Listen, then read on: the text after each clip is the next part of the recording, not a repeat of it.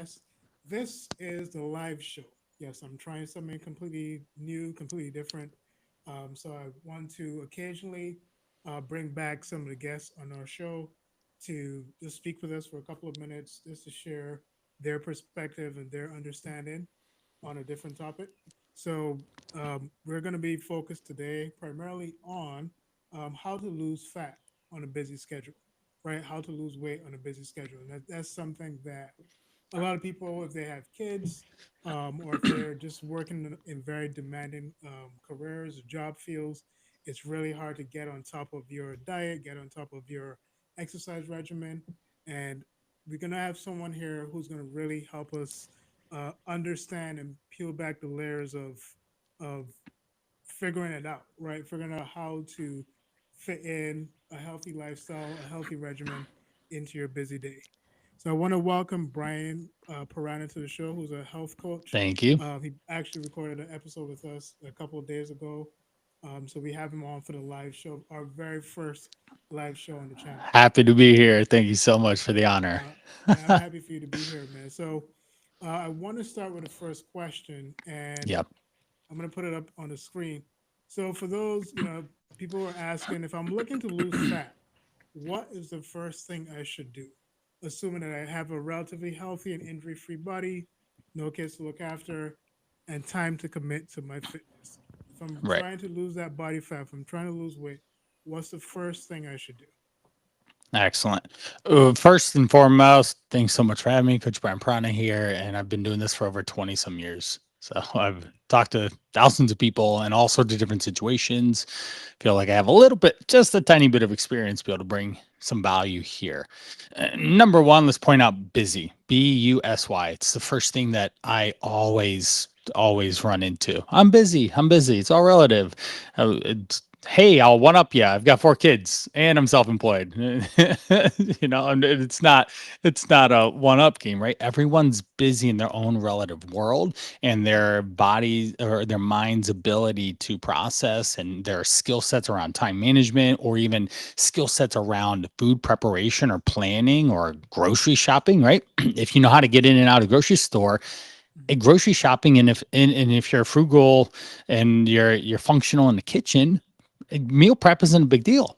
But if you go in there and you stare at the oven, how do I turn this thing on?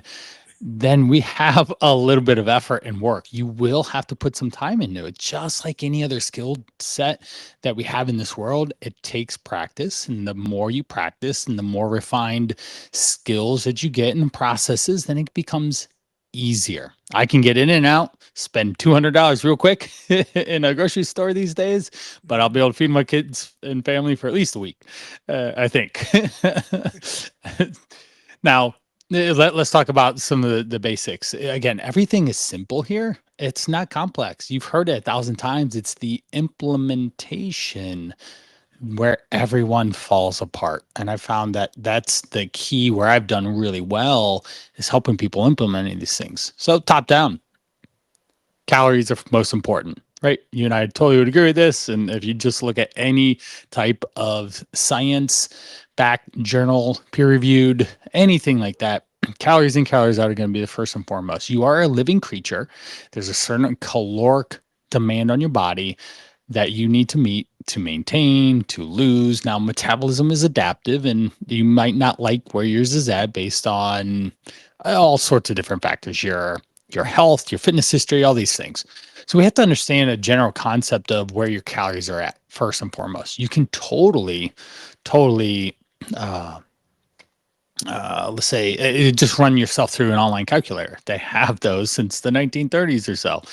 Mifflin St. George, there's so many. You can even do basic multiplication. 10 to 12 times your body weight usually will give you a calorie deficit for sure.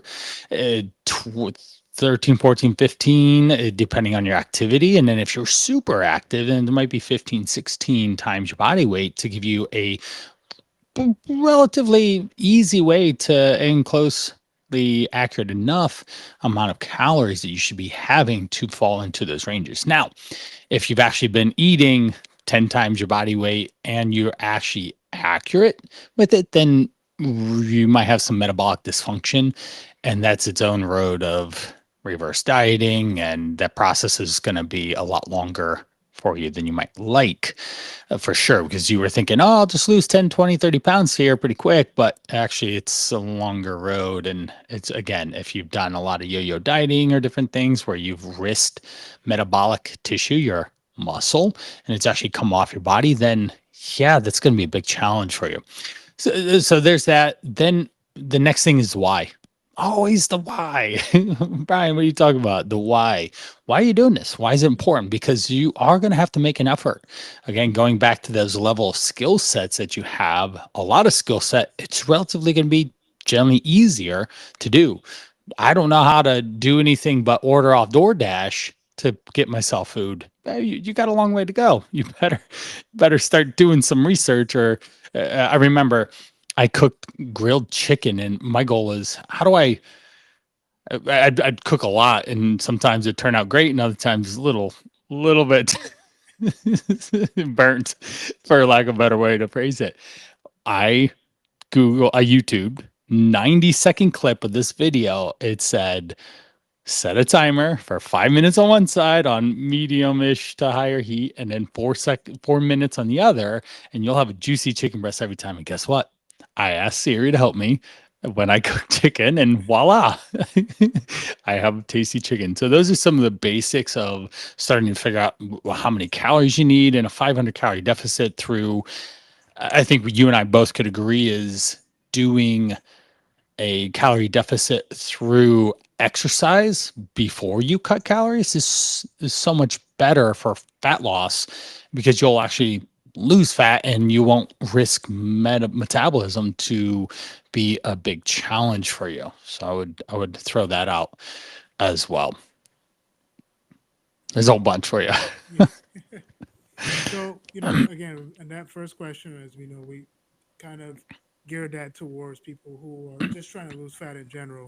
So Right. now let's just shift gears in terms of dealing with people who have very busy lifestyles, have kids, Right. right? We're going to ask here, conversely, what do I do as a busy parent without a lot of time to commit to fitness? What's the first thing I should do? Right. I feel a lot of my clientele lives here, and probably yours too, right? Again, I have 4 kids. Life is crazy busy. It begs the question, do you have a plan B? Or do you even have a plan at all? A lot of people don't even have any sort of plan, and they're just winging it. Again, life is fast paced. We all know that. And it's only moving faster, it feels these days, right? A lot more demand on work, demand on schedules, on kids, on keeping them off just being screen zombies, right? I struggle with that too in my house as well, to do all the things. And I always like to make sure that I stay humble, right? I do my best being a father, I do my best being a husband, but I falter as well because I'm human. I might think, hey, this is great. And no, it's not. So I'll just throw that out there. But we have to go a little bit higher. We know all those things have to happen, right? All the things I said, eating whole foods and all that. But the convenience level is a bigger issue here of trying to find ways to have more food strategically placed in your day.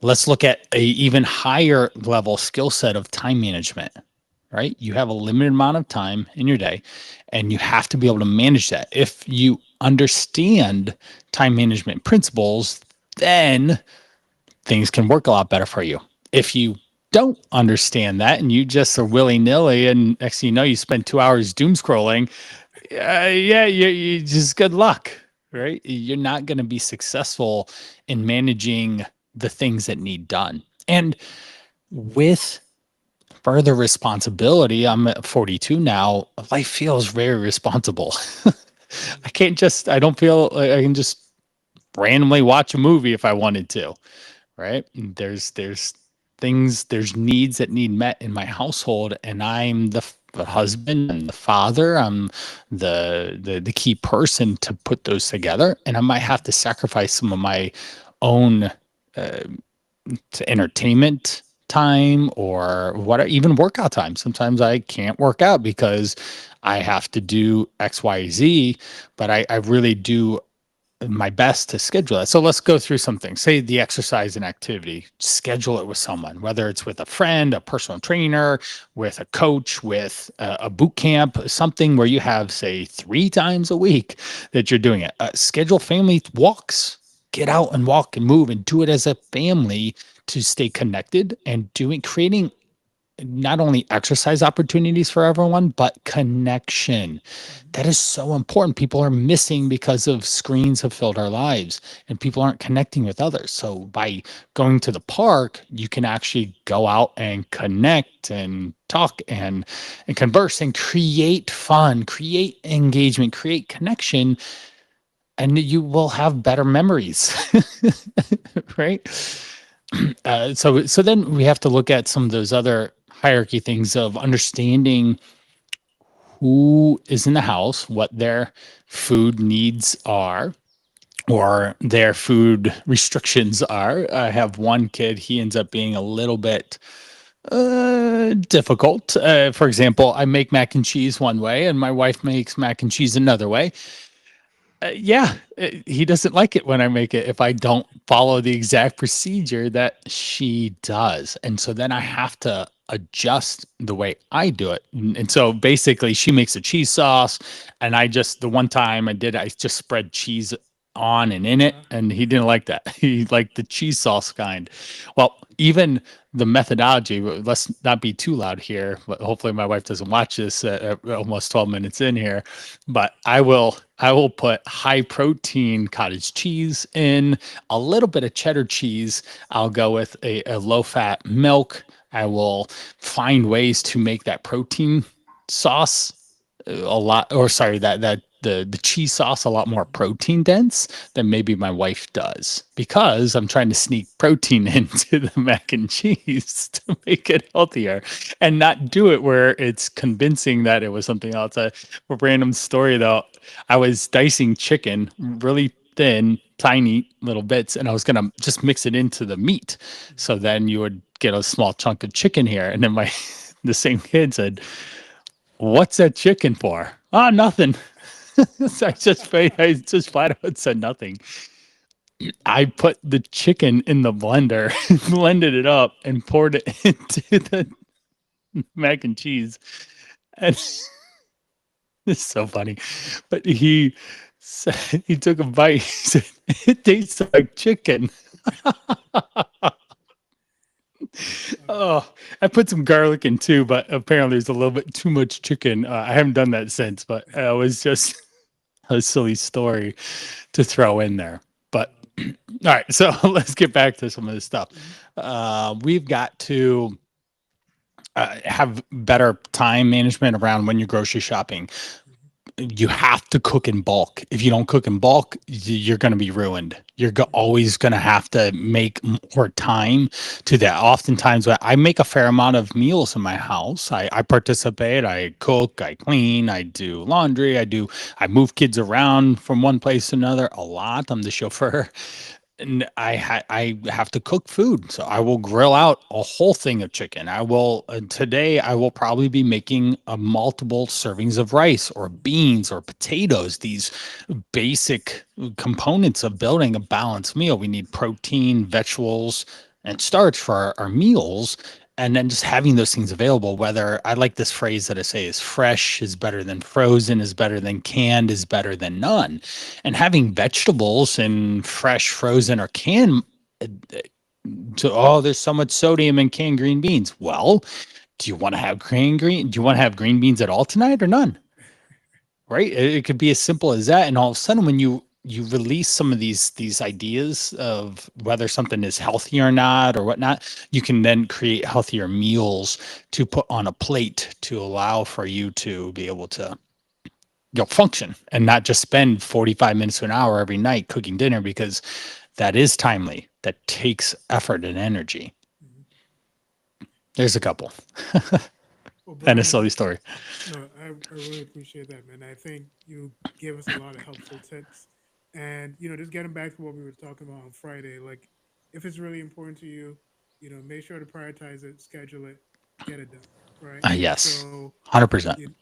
really like what you shared there in terms of even seeing it as also a way to connect, right? If you get out with family, get out walking with them, get out, seeing your Right. neighbors or people in the community, friends, like just making that a time to connect and get healthy at the same time. So, I think as we're starting to reframe the way that we think about fitness, the way that we think about getting in shape, it really connects really strongly back to our why.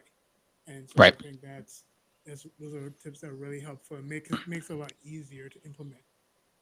Oh, 100%. Right. Because you'll let everything, if what's prioritized will get scheduled, what's scheduled will get done, and you'll actually be healthier in the future because it will come at a cost at some point. Your poor health decisions now will impact you. I've seen it. You've seen it, right?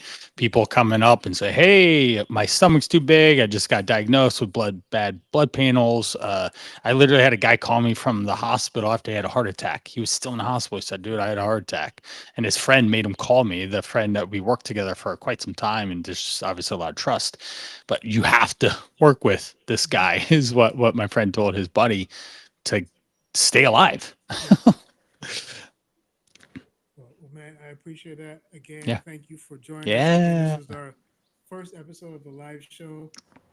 Thanks for Guys, having me. let me know what you think. If you like this element of the show, let us know. Comment down in the comment section. Yep. Also, be sure to subscribe, like, and share with your friends. Again, this is Stephen Leslie with the I Choose Health Podcast. Thank you for tuning in. I'll see you guys next Thank week. you.